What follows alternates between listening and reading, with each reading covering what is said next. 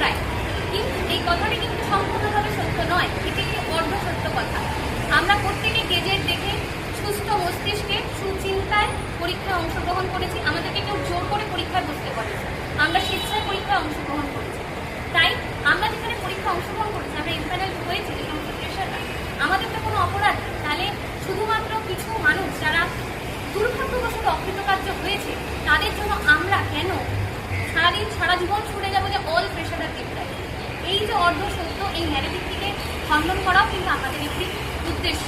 আমাদের এখানে যারা আজকে এখানে সমবেত হয়েছে, আমরা মূলত 20,000 যে প্রেশার, তাদের মধ্যে থেকে আমরা তাদের প্রতিনিধি মাত্র। আরও এই 20 জন হচ্ছে 20,000-এর প্রতিনিধি। আর এই যে আমাদের প্রতিনিধি, আমরা যারা এসেছি, আমরা শুধু সরকারের কাছে বার্তা পৌঁছে দিতে চাই এই নিয়োগকে সম্পন্ন করে আমাদের স্কুলগুলো